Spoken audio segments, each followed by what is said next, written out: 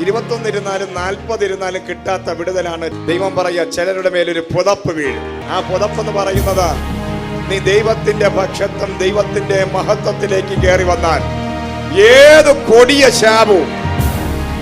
ശാപം പൊട്ടണോ, ഏത് വലിയ ശാപം പൊട്ടണോ, ഒറ്റ വഴിയേ ഉള്ളൂ. ലേവിയുടെ ശാപം പൊട്ടിയത് ദൈവത്തിന്റെ പക്ഷത്ത് ചേർന്നാണെങ്കിൽ 16,000 വർഷത്തെ ശാപം പേറി നടന്ന കുറേനക്കാരനായ ശീമോന്റെ കൂട്ടര് ഒറ്റ ദിവസം കൊണ്ട് അവന്റെ ശാപം പൊട്ടി അവന്റെ മേലൊരു പുതപ്പ് വീണത്.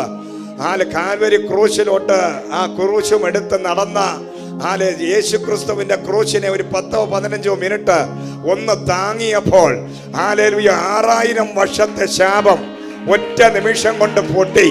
അവന്റെ 2 തലമുറയും അനുഗ്രഹിക്കപ്പെടാൻ താല്പര്യമുള്ളവർ, നിന്റെ തലമുറ അനുഗ്രഹിക്കപ്പെടണമെന്ന് താല്പര്യമുണ്ടെങ്കിൽ, നിനക്ക് അനുഗ്രഹം പ്രാപിക്കണമെന്ന് താല്പര്യമുണ്ടെങ്കിൽ, ആരാധിക്കുന്നവന്റെ കൂടെ ചേർന്ന്, സത്യത്തിന് വേണ്ടി നിൽക്കുന്നവന്റെ കൂടെ ചേർന്ന്, സുവിശേഷം പറയുന്നവന്റെ കൂടെ ചേർന്ന്, ദൈവസഭയോട് ചേർന്ന്, ദൈവരാജ്യത്തിനോട് ചേർന്ന്, കർത്താവിന്റെ രാജ്യത്തിനകത്ത് നിൽക്കുന്ന വ്യക്തികളോട് ചേർന്ന് നീ നിൽക്കാൻ തയ്യാറാണെങ്കിൽ, ആത്മാവ് പറയുകയാണ്, ഒരു ഇരട്ടി പങ്കുള്ള അഭിഷേകം